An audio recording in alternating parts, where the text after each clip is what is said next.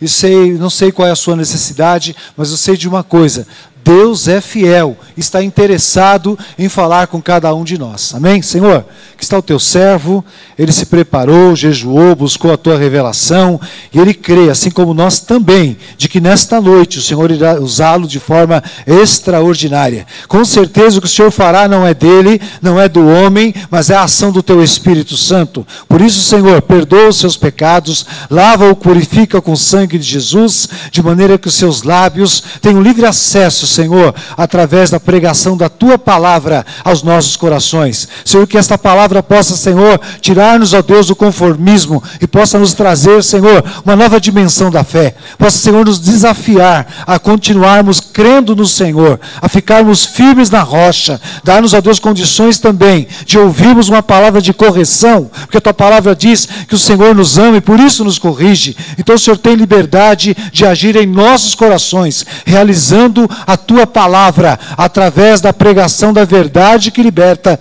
em nome do Senhor Jesus nós oramos. Amém, Senhor. Amém, Jesus.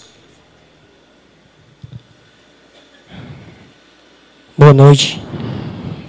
Paz do Senhor, irmãos. Eu não sou nenhum pregador. Podem se assentar. Eu não sou nenhum pregador. Não tenho a mesma eloquência que o presbítero Aparecido, nem a mesma sabedoria que o presbítero Gils, nem também sábio como o pastor Walter, nem também sei pregar como o irmão Elias, que pregou quinta-feira passada, mas eu senti no coração de trazer uma palavra para a igreja. Como não tinha ainda na agenda nenhum pregador, eu me disponibilizei ao presbítero Aparecido para trazer essa palavra aos irmãos. Os que trouxeram Bíblia, por favor, abram no livro de João, capítulo 3, versículo 16.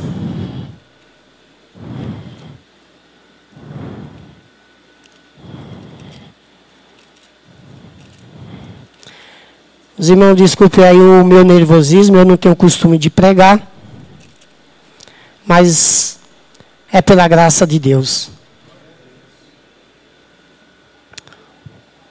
Evangelho de João, capítulo 3, versículo 16. Diz assim a palavra de Deus: porque Deus amou o mundo de tal maneira que deu o seu Filho unigênito, para que todo aquele que nele crê não pereça, mas tenha vida eterna. Agora vamos lá para Romanos, capítulo 8, versículo 18. Depois estarei lendo mais um texto em Hebreus, e farei uma síntese abreviada de cada um deles, para que os irmãos possam entender a palavra do Senhor. Romanos 8,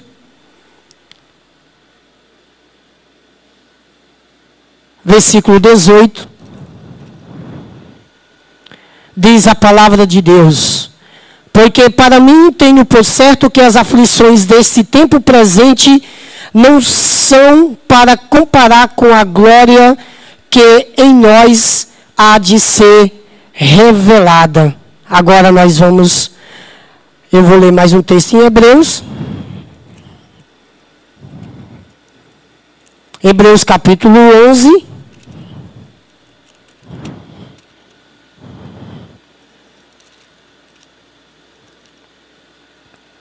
Do verso 32 em diante. Hebreus 11, versículo 32 a seguir. Diz assim a palavra de Deus: e que mais direi? Faltar-me-ia o tempo contado de Gideão e de Baraque e de Sansão e de Jefté, e de Davi, e de Samuel, e dos profetas, os quais pela fé venceram reinos, praticaram a justiça, alcançaram promessas, fecharam as bocas de leões, apagaram a força do fogo, escaparam do fio da espada, da fraqueza tiraram força, na batalha se esforçaram, puseram em fuga os exércitos dos estranhos, as mulheres receberam pela ressurreição os seus mortos, uns foram torturados, não aceitando o seu livramento para alcançarem uma melhor ressurreição, e os outros experimentaram escárnio e açoite, e até cadeias e prisões, foram apedrejados, cerrados, tentados, mortos ao fio da espada, andaram vestidos de peles de ovelha e de cabras, desamparados, aflitos e maltratados, homens dos quais o mundo não era digno, errantes pelos desertos e montes, e pelas covas e cavernas da terra, e todos estes, tendo tido testemunho pela fé, não alcançaram a promessa, provendo Deus alguma coisa melhor a nosso respeito, para que eles, sem nós, não fossem aperfeiçoados. Amém? Eu quero louvar a Deus pelo privilégio de retornar mais uma vez a este lugar, a este púlpito, e essa noite ter o prazer de disseminar a palavra de Deus e ser um dos partícipes desse trabalho tão especial que se realiza nesse culto de Vitória. Quero agradecer ao presbítero Aparecido, na sua pessoa, pela honra de poder estar aqui para, com a ajuda do Espírito Santo, falar tudo aquilo que eu creio Deus preparou para esta noite. Queridos irmãos, nós lemos alguns textos da palavra de Deus, que eu creio que é conhecido de todos. A cada dia que passa, eu me espanto com a superficialidade da minha geração. Um dia desses, com bastante tempo livre, eu resolvi mergulhar no mundo televisivo. E liguei a televisão com o controle remoto na mão e viajei as diversas opções que a mídia eletrônica nos oferece. E à noite me senti vencido. Aquilo que eu assisti não era lazer, tampouco cultura. Era pura perda de tempo. Porque na televisão os noticiários estão cada vez mais rasos. Eles evitam temas relevantes, fogem da discussão imparcial. A ratinização dos programas de auditório chega a agredir o bom senso. A dramaturgia das novelas é uma assinte arte teatral. Os diálogos são patéticos. E os programas infantis em nada educam. Simplesmente estão enchendo os cofres de suas apresentadoras, que nada têm na cabeça, e que ensinam comportamentos éticos, no mínimo questionáveis. E na música, as letras medíocres, para fazerem sucesso, elas necessitam apelar para sentidos ambíguos. Haja vista que não faz muito tempo que a música que se fazia sucesso aqui, nessa geração, nessa juventude, em nosso país secular, nem letra tinha. Era tchá, tchá, tchá, tchá, tchá, tchá, tchá. Eu acho que alguns adolescentes devem estar se recordando.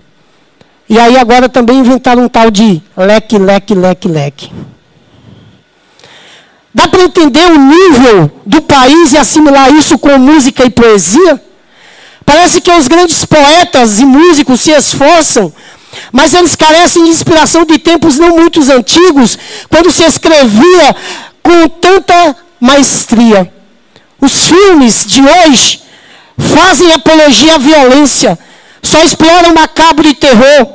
Eles não conseguem criar tramas inteligentes, mostram em nossas televisões enredos claramente repetitivos, só visando lucros. Os filmes hoje são destituídos do ideal de fazer artes, e as revistas, uma infinidade delas que entulham as bancas, e os livros que aparecem nas listas dos best-sellers são visíveis do ponto de vista literário. Queridos irmãos, o Ocidente terminou o século XX impregnado de uma cultura pop que Richard Hamilton, o artista inglês, conseguiu descrever claramente quando ele disse o seguinte, olha a frase dele: essa cultura que está aí, ela está sendo dirigida às massas.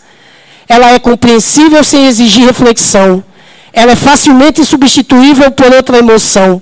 Ela foi produzida às pressas. Ela é glamourosa. Ela é sensual. Queridos irmãos, a produção cultural do Ocidente, ela empobreceu. E daí a pertinência do grande poeta T.S. Eliot, onde ele diz o seguinte: onde está a vida que nós perdemos vivendo? Onde está a sabedoria que nós perdemos com o conhecimento? Onde está o conhecimento que nós perdemos com o acúmulo de informação? Disse ele que os ciclos do céu em 20 séculos nos levaram para mais longe de Deus e mais próximo do pó. O mais triste a constatar é que a igreja, ela também está sendo afetada por essa cultura de massas. Ela é oriunda dos Estados Unidos da América, porque vocês sabem que a maioria do besterol teológico surgem de lá. Eu sei que há grandes teólogos, como John Piper, John MacArthur, mas esses escritores que Deus tem levantado. Mas a maioria das heresias, elas surgem e vêm aqui para a América Latina, e a gente tem que beber todo esse caldo. Porque a Bíblia diz que Deus, Ele não divide a glória com ninguém. Se você canta, é para a glória de Deus. Se você prega, é para a glória de Deus. Tudo que você faz na igreja é para que o nome dele seja exaltado e glorificado para todo o tempo. Aqui não é show gospel. Esse púlpito, ele não é palco. A igreja não é plateia. Essa casa ainda é chamada casa de oração, onde as pessoas vêm aqui para sentir a presença de Deus. Mas hoje, há uma forte tendência, irmãos, em transformar a igreja em big business do lazer. Pior, em big business do lazer espiritual. Porque, lamentavelmente, alguns pastores, eu sei que há suas exceções, mas alguns deles estão abandonando as suas vocações de portadores de boas novas e estão assumindo novos papéis. Estão virando animadores de auditório e levantadores de fundo. Outros enxergaram-se como empresário, vestiram-se como empresário. Pasme, eles estão até contratando guarda-costas para se protegerem. Eles acham-se sequestráveis. E o culto em alguns lugares, meus irmãos, ele já não está mais sendo centrado na máxima de João Batista. Importa que ele cresça e que nós venhamos a diminuir. Porque tem muita gente na igreja que está querendo aparecer mais do que o Senhor Jesus Cristo. Os sermões de hoje podem ser facilmente confundidos com palestra de neurolinguística. É só olhar a televisão. É só olhar essas igrejas neopentecostais que vocês vão identificar isso claramente. Irmãos, o cristianismo ocidental, ele não conseguiu salgar, ele perdeu o seu sabor e se conformou em ser raso. Porque, infelizmente, hoje está se atraindo grande multidão, não pela força argumentativa do evangelho, mas pelo bem concatenado marketing. Está impressionando as plateias pela capacidade de aproximar a linguagem religiosa da cultura pop, mas não está promovendo conteúdo sólido de vida. Queridos irmãos, se nós não tomarmos cuidado, todo o sacrifício dos pioneiros do movimento pentecostal pode se desmoronar diante de uma teologia tão imediatista, porque hoje nós estamos observando que as igrejas estão cheias de pessoas, cheias de gente, mas vazia de Deus, entupida de sincretismo religioso. A maioria dos seminários estão sendo levedados por um fermento chamado liberalismo. Algumas igrejas hoje estão encharcadas por uma miséria chamada teologia da prosperidade. Evangelho da graça ninguém quer ouvir mais. As pessoas, elas estão atrás do evangelho da casa nova, do carro zero, da conta gorda. Ninguém mais fala do sangue de Jesus, que perdoa o pecado e que é capaz de transformar vidas. Essa é a realidade. E a oração? Quem se lembra da oração? A oração não é algo para manipular o braço de Deus. A oração não é mágica. A oração é comunhão com Deus. A Bíblia diz que orar é entrar num quarto secreto e falar para aquele que vê todas as coisas em secreto. Mas as orações de algumas pessoas hoje em dia, elas só, me dá, eu quero. Eu sou filho da promessa. Sem contar que a Bíblia em alguns lugares está virando também caixinha de promessa. As pessoas só querem ouvir textos que agradem hoje. A porta está aberta. Você é vencedor. Bichinho de Jesus. É campeão. Ninguém consegue vencer. Vai passar por cima. Você tem braço, é braço de ferro. A mensagem que dá Ibope hoje, tanto na pregação como no louvor, é: receba aí, olha aí, eu estou vendo, é Gabriel, é a bandeja, está quentinha, ai, ai, ai, é para você. Aí eu venho aqui esta noite e leio um texto. Olha o texto que eu li lá em Hebreus. Homens que foram cerrados pelo meio. Homens que foram mortos ao fio da espada. Homens que estavam presos e quando foram libertá-los disseram: ei, você está livre. E eles disseram: eu quero continuar preso. Mas você está livre. Eles disseram: eu quero continuar preso para cumprir o evangelho de Jesus Cristo em toda a minha vida e em toda a minha história. Eu quero fazer aqui uma síntese abreviada, rapidamente, sobre Deus e o sofrimento. Porque falar sobre o sofrimento implica pisar num solo sagrado. Porque o sofrimento, ele exige de nós uma absoluta reverência em razão, em primeiro lugar, dos mártires que nos levaram ao evangelho de nosso Senhor Jesus Cristo à custa de seus sangues, suas lágrimas e de suas vidas. E é possível exagerar a reverência necessária para olhar para um texto desse, da palavra de Deus. E é necessário olhar para enxergar a grandeza da dignidade dos nossos pais do passado e do presente que estão sustentando hoje o evangelho de Jesus Cristo à custa da própria vida. Também é pisar no solo sagrado daqueles que sofrem, porque o sofrimento, ele é um dilema não somente para o coração humano, mas ele abala a fé. Eu vou repetir. O sofrimento, ele é um dilema não somente para o coração humano, mas ele abala a fé. Por que abala a nossa fé? Deus não é um Deus que abre porta? Quantos dizem amém? E por que tem gente que está com portas abertas? E eu não estou falando só de portas de emprego. Deus não é um Deus que cura enfermidades? Quantos dizem amém? E por que tem pastores que morrem de câncer? Irmãos do coral. Pastor Josué, vocês se lembram? Morreu de câncer. Mas Deus não cura enfermidade? Deus não é um Deus que ressuscita mortos? Quantos dizem amém? E por que a irmã Terezinha? Quem lembra da irmã Terezinha do coral? Alguém lembra aí? Porque a irmã Terezinha adoeceu e nós oramos, fizemos campanha, levantamos clamor pela vida dela, oramos e a Terezinha acabou morrendo. Mas ele não ressuscita mortos?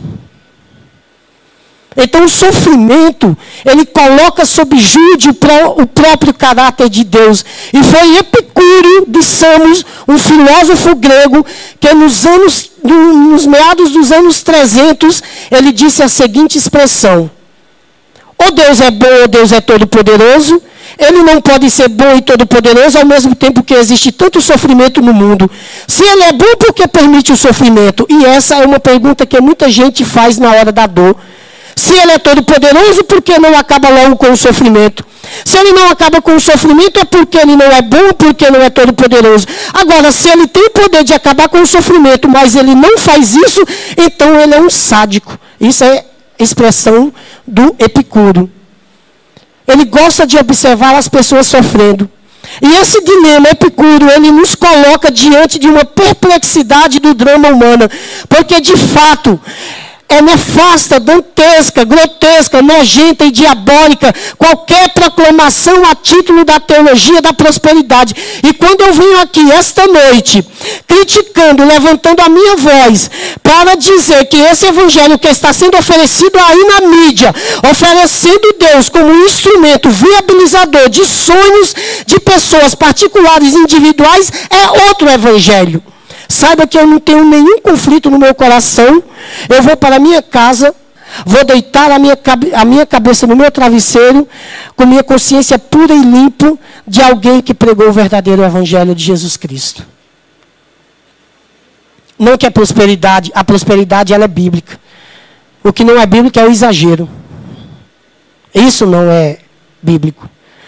Mas nós devemos lembrar que a igreja neopentecostal, o alto neopentecostalismo e o baixo neopentecostalismo, que está crescendo no nosso país, não está crescendo pelo afluxo de pessoas que estão buscando as felicidades descritas nos moldes dos prazeres efêmeros de posse de riqueza. Mas essa igreja, ela está crescendo no nosso país porque o brasileiro sofre.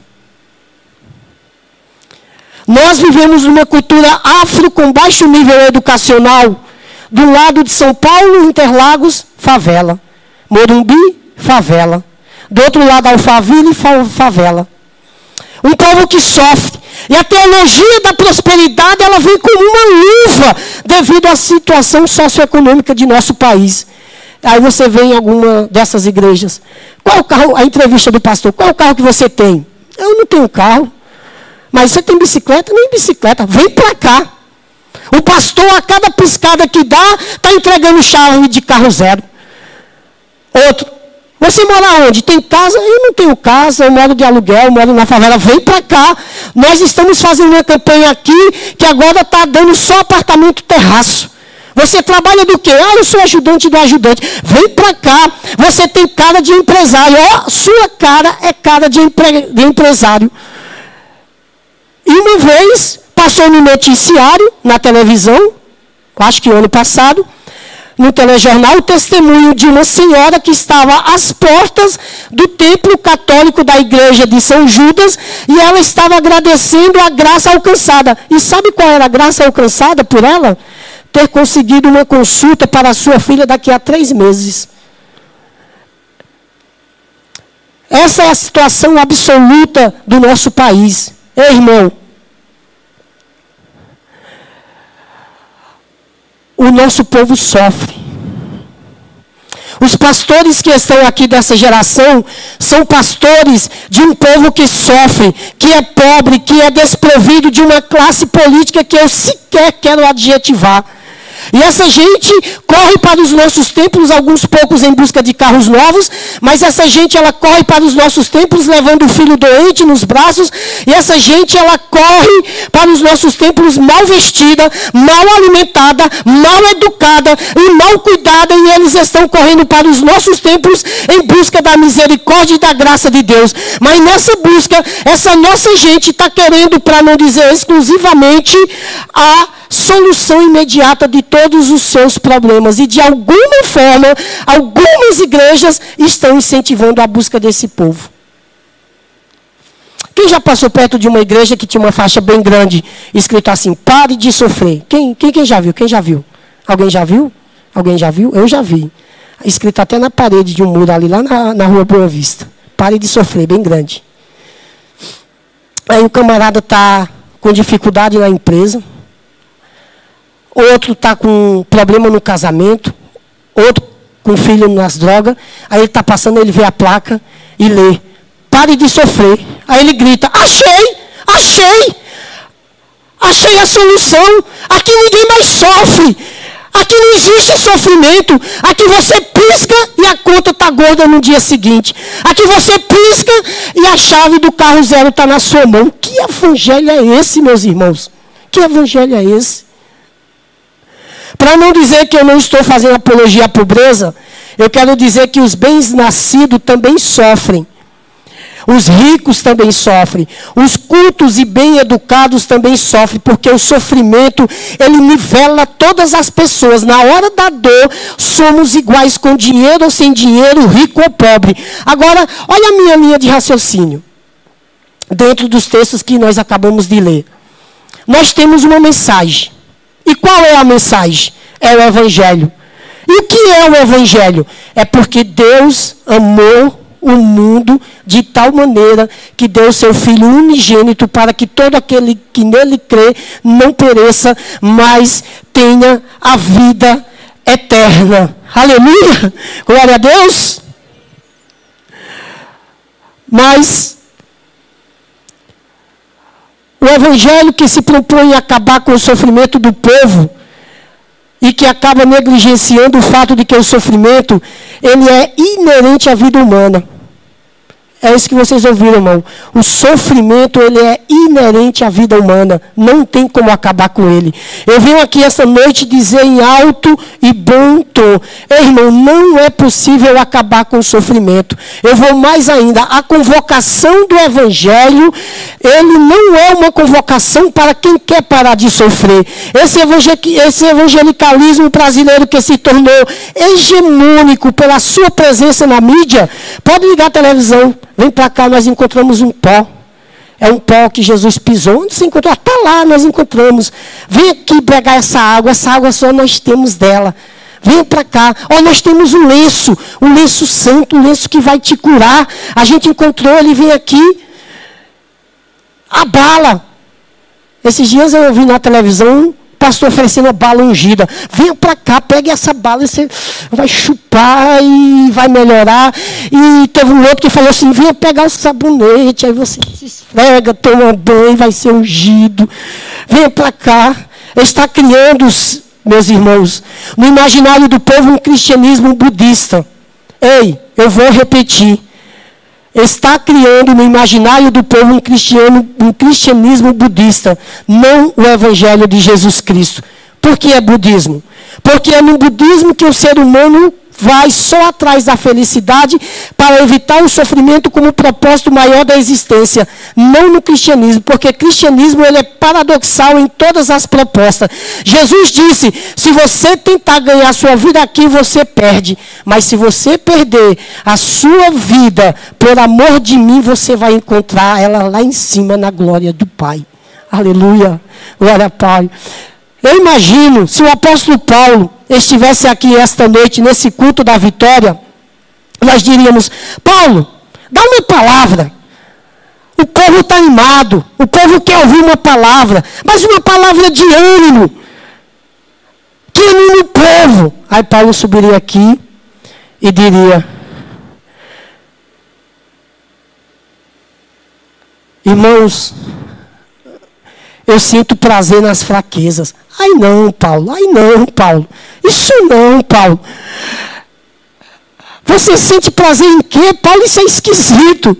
E ele diria, é esquisito, é sem nexo, é paradoxal, é sugestão absurda. E o que tem a ver com isso, Paulo? Por isso que para o mundo isso é loucura, mas para mim ainda o poder de Deus está dentro do Evangelho. Paulo, você sempre tem prazer em quê? Aí Paulo responderia, na debilidade, nas ofensas, nas indigências, no acossamento, nas aflições, nas calúnias, nas perseguições. Se Paulo tivesse nessas igrejas aí de descarrego aí, ia dizer, esse homem só pode estar com corrente, vamos fazer uma corrente brava, esse homem deve estar com algum encosto. Paulo, vamos ser sinceros. Eu ia perguntar isso para ele. Paulo, vamos ser sinceros. Depois que você entrou para o Evangelho, todas as portas se abriram para você, né, Paulo? Aí Paulo ia dizer, vocês não leram nada a meu respeito. Paulo faz 3 viagens missionárias. Ele entra no barco, os 3 barcos afundam. Se fosse... Mas aí Paulo, como foi depois do Evangelho? Aí ele ia falar assim, eu fui perseguido em Damasco. Eu fui rejeitado em Jerusalém. Eu fui esquecido em Tarso. Eu fui apedrejado em Listra.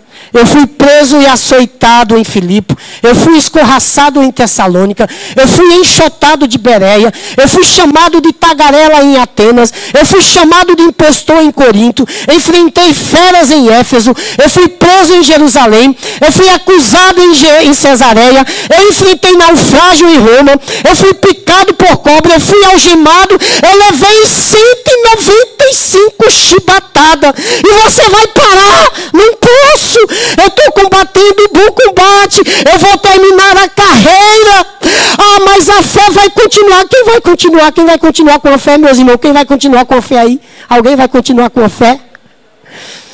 Continuar com essa fé para combater o bom combate. E o Paulo continua: 3 vezes fui açoitado com vara.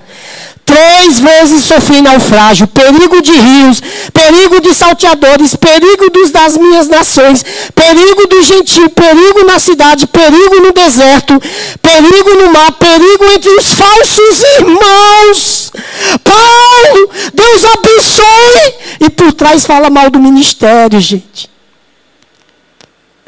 Paulo, Deus é contigo. Mas Paulo disse: eu quero que vocês saibam que tudo que aconteceu comigo contribuiu para o progresso do Evangelho de Jesus Cristo. Aleluia. Mesmo porque nós temos um referencial, amém? Nós somos discípulos de? Nós somos discípulos de? E Jesus é apresentado na Bíblia como um servo sofredor. Não servo sofredor por vítima do mal, nem por vítima da circunstância e da história. Ele é apresentado na Bíblia como um servo sofredor porque escolheu sofrer. A Bíblia diz que ele, sendo rico, se fez pobre para que nós, pobres, fôssemos enriquecidos nele. Ele disse: a minha vida ninguém a tira de mim. Eu sofro porque escolhi sofrer. E olha o que ele disse para mim e para você. Quem é servo, diga amém. O servo não é maior do que o seu senhor. E se ele sofreu, nós também sofreríamos. Se ele foi odiado, nós também seríamos odiados. Se ele foi perseguido, nós seríamos também perseguidos. E ele nos advertiu bem, né? Vamos ser sinceros. A partir do momento que vocês entrarem para o Evangelho, agora é só vitória, só vitória, só vitória. A luta acabou. Não é isso, irmãos? É isso? Não. Ele diz: quando vocês entrarem, vai ser só sabor de mel. Vai ser tudo doce. Fala para o seu irmão aí: está doce aí, irmão?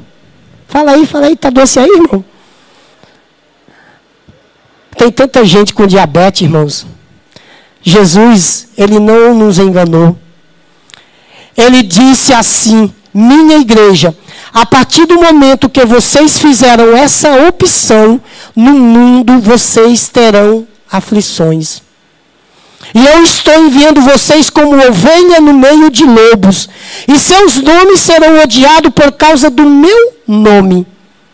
Porque vocês não são mais do mundo. Porque se fossem do mundo, o mundo amaria o que era seu. Mas porque você não é mais do mundo, o mundo vai odiar a igreja. Mas a igreja vai continuar marchando aos pés de Jesus.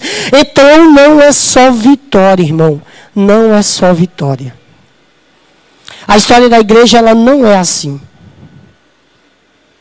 Eu venho dizer que evangelho é porque Deus amou o mundo de tal maneira que deu seu Filho unigênito para que todo aquele que nele crê não pereça, mas tenha a vida eterna. Se nós olharmos para a história da igreja, vamos ver um contraste muito grande com relação do que é pregado hoje. Esse evangelho açucarado, adocicado, light e diet. O apóstolo André, ele morreu crucificado em uma cruz. O Bartolomeu, esfolado vivo, pedaço de carne caindo. E perguntaram: vai parar? Ele: não posso. Felipe, coberto de sangue, no chão, mas olhando para o céu. Lucas foi enforcado em uma oliveira. Marcos morreu arrastado nas ruas de Alexandria, do Egito até o espiral. Mateus sofreu uma estocada. O apóstolo Paulo, jogaram tanta pedra nele, o sangue escorrendo, caído. Eles disseram: não, só isso não. Vamos arrancar a cabeça dele. Pedro foi crucificado. Disseram: vamos crucificar você igual o teu mestre. Ele disse: não faça isso. Eu não sou digno de morrer como meu mestre. Me ponham de cabeça para baixo. Quantos têm chamada de Deus aqui? Quantos têm chamada de Deus aqui? Amém? Vou dizer uma coisa para quem tem chamada de Deus. É impossível ter chamada de Deus e não sofrer. Vou repetir. É impossível ter chamada de Deus e não sofrer. A chamada de Deus vai trazer sobre si toda a hostilidade em várias repartições. Você tem chamada de Deus, então pode trazer consigo o kit arena, o kit perseguição, o kit calúnia, o kit inveja, vai estar sempre do seu lado. Aí você vai me perguntar, Flávio, você está com história. História é? Vamos para a Bíblia. Vamos ver quem sofreu por causa de Deus. José, quem se lembra de José do Egito? Eu vou usar você.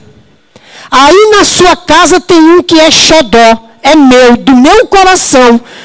José disse, quem é? Deus disse, é você. Eu darei sonhos que jamais darei aos seus irmãos. Eu vou colocar você lá em cima. Aí José disse, pode contar comigo. Qual é o próximo passo? Seus irmãos vão querer te matar. E se eles não conseguirem te matar, eles vão te jogar dentro de um poço. Eles vão vender você. Você vai como escravo. Uma mulher vai acusar você de assédio. Você vai preso. Aí José, eu estou aqui fazendo uma analogia. José deve ter pensado e falou para Deus, será que não é um dos meus irmãos? Não, Deus. Deus respondeu, não. É você. Você que é José. Você tem que se preparar porque eu vou te usar. Outro exemplo, Abraão, pois não. Farei de você pai de uma grande nação. Você tentará contar as estrelas, mas será impossível de contá-las. Vou engrandecer você. Abraão, pode contar comigo. Qual o próximo passo? Você vai sair do meio da sua parentela, vai para um lugar que você não sabe, só eu sei, mas você não sabe. E o que eu faço, Senhor? Vai andando. É só isso que o Senhor quer de mim? Não. Eu quero o que você mais ama. Eu quero o teu filho. João Batista, homem nascido de mulher, não terá ninguém igual a você. Você verá a maior cena. Qual, Senhor? Eis o Cordeiro de Deus que tira o pecado do mundo. Ele perguntou, qual o próximo passo? Você vai pregar o evangelho verdadeiro. E por causa disso, eles vão cortar a sua cabeça e vão colocar na bandeja. Tome muito cuidado, irmãos, quando alguém chegar para você e disser assim, você tem uma grande chamada de Deus. Prepare-se. Deus tem um negócio com você. Por quê, Flávio? O anjo disse a Daniel, Daniel! Aí ele, pois não, Senhor. Ficou todo contente. Você é escolhido do meu pai. Aí ele disse, qual o próximo passo? Aí Deus, eu vou te colocar na cova dos leões. Paulo, eu vou usar você. Não será à toa que você terá dupla cidadania, aprenderá aos pés de Gamaliel, vou usar você de uma forma sobrenatural. Qual é o próximo passo, Senhor? Eu vou mostrar a você o quanto você deve sofrer pelo meu nome. Não vai ser fácil, irmão, a chamada de Deus. Não vai ser fácil. Estevão, o que aconteceu? A partir do momento que eu segui o que Paulo me disse, foi tanta pedrada e o sangue desceu. Só que quando o sangue estava descendo, eu olhei para o céu e vi o que eles não puderam ver. Irmãos, guarde essa mensagem no seu coração. O evangelho é porque Deus amou o mundo de tal maneira. Ei, irmão, quando eu disse isso aqui, eu repito mais uma vez, eu não quis fazer apologia à pobreza. O meu desejo sincero é que Deus abençoe a vida de cada um de vocês e que Deus dê força para vocês trabalharem e conquistarem aquilo que querem. Que Deus levante daqui empresários e que Deus levante daqui homens bem-sucedidos. Que Deus venha mais e mais abençoar a nossa igreja. Mas não faça disso o item principal do evangelho. Porque evangelho não é casa nova, não é carro zero, não é conta gorda. Evangelho é o nome escrito no livro da vida do Cordeiro. E quando essa trombeta tocar, essa igreja sai daqui. Isso é evangelho. Alexandre o Grande, quem estuda aqui já deve ter ouvido falar da história de Alexandre o Grande. Alexandre o Grande, antes de morrer, convocou os seus generais para fazer o último pedido. E os generais, ao chegarem, disseram: qual o seu pedido? Ele disse: primeiro eu quero que os médicos da época segurem na alça do meu caixão. Eu quero que o meu caixão tenha 2 buracos, um na direita e outro na esquerda. Eu quero que as minhas mãos fiquem para fora. Eu quero que todos os tesouros que eu conquistei, ouro, prata e bronze, sejam jogados até o túmulo. E um dos generais, observando esse pedido, disse: Alexandre, que pedido é esse? Ele disse: sim, eu quero que aconteça dessa forma. Eu quero que os mais eminentes médicos segurem na alça do meu caixão para saberem que eles não têm poder de cura sobre a morte. Eu quero que no meu caixão tenha 2 buracos, porque minhas mãos vão ficar balançando, para que todos vejam minha mão balançando vazias, para todos, para que eles saibam que de mãos vazias nós viemos e de mãos vazias nós iremos. Nós não iremos levar nada dessa terra. Eu quero que meus tesouros sejam jogados para que tudo o que aqui foi conquistado, aqui fica. Ninguém leva nada. Nada nós trouxemos e nada nós levaremos. E o que é evangelho? É vida eterna. E o nome é escrito no livro da vida do Cordeiro. E quando essa trombeta tocar, você sai daqui, porque eu tenho certeza que naquele dia você vai ouvir o seguinte: quando a angelical trombeta neste mundo estrugir, o meu nome ouvirei Jesus chamar. Pois eu creio na promessa e que Deus a vai cumprir. Quando ouvi Jesus meu nome a proclamar. Glória, glória, aleluia. O meu nome ouvirei Jesus chamar. Glória, glória, aleluia. O meu nome ouvirei Jesus chamar. Continue, irmãos, continue. As pessoas sofrem. Vários pastores têm partido e eu tenho observado também nos ministérios. A irmã Terezinha do Coral partiu para a glória. O pastor Nelson Piva também. E eu tenho uma coisa a dizer a vocês: continuem firmes, porque o sofrimento que vocês estão passando agora não pode ser comparado com a glória que há de ser revelada na vida de vocês. Paulo, ele disse: nem a vida, nem a morte, nem a altura, nem a profundidade, nem anjos, nem potestade, nada pode fazer você se separar do amor de Deus, que está em Cristo Jesus, nosso Senhor. Você veio aqui esta noite para ouvir essa voz de Deus, e Ele está dizendo no seu coração: continue, continue. Olhe para o seu irmão aí do lado e diga para ele: continue. Tem algo maior te esperando. Aleluia. Exaltado seja o nome de Jesus. Exaltado seja o nome de Jesus para todo o tempo. Eu quero encerrar agora com uma oração. Eu queria que todos ficassem de pé, fechassem os seus olhos.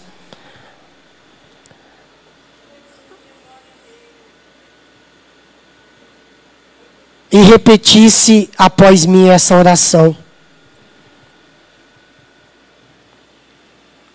Senhor meu Deus, é a tua palavra.